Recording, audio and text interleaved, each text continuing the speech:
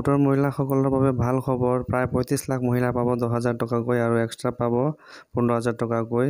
ভাল লাগিলে ভিডিঅ'টো ছাবস্ক্ৰাইব কৰি ল'ব, লাইক আৰু শ্বেয়াৰ এটা কৰি যাব। সম্পূৰ্ণখিনি চাওক আমাৰ হিমন্ত বিশ্ব শৰ্মা ছাৰে নিজৰ মুখৰে কি কথা কৈছে আৰু কি ডাঙৰ ঘোষণা কৰিছে, শুনি লওঁ আহক। অসম চৰকাৰে মহিলা আত্মসহায়ক গোটৰ সদস্যসকললৈকে ১০,০০০কৈ টকা আমি অনুদান হিচাপে আগবঢ়াম।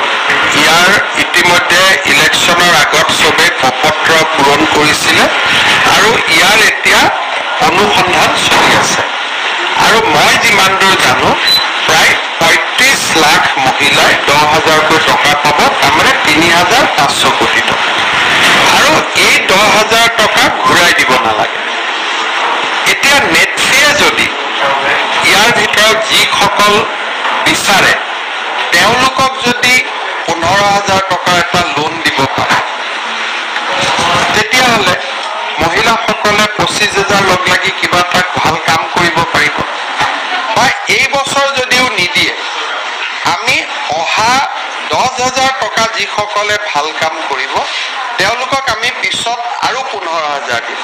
তেতিয়া যদি নেটফিয়ে লগত ১০,০০০ টকা এটা লোন দিব পাৰে, তেতিয়া মহিলাখিনি উপকৃত হ'ব।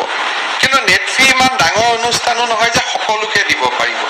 গতিকে আমি গোটেইকেইটা নেটফি আৰু বেলেগ বেংকসমূহৰ লগতো কথা পাতি আছোঁ যে চৰকাৰৰ টকাখিনিতো সুদো দিব নালাগে, ঘূৰাই দিব নালাগে, অনুদান হ'ব। কিন্তু তাৰ লগত আপোনালোকেও যদি লোন এটা দিব পাৰে, তেতিয়াহ'লে মহিলাখিনিয়ে নিজৰ ভৰিৰ ওপৰত নিজে থিয় হ'ব পাৰিব। এইটো এটা আমাৰ ডাঙৰ প্ৰগ্ৰেম এটা আমি চিন্তা চৰ্চা কৰি আগবাঢ়ি গৈ আছোঁ। প্ৰথমতে মোক ১০,০০০ টকাটো দি ল'ব দিয়ক, তাৰ পিছত আমি বাকীখিনি পৰ্যায়ত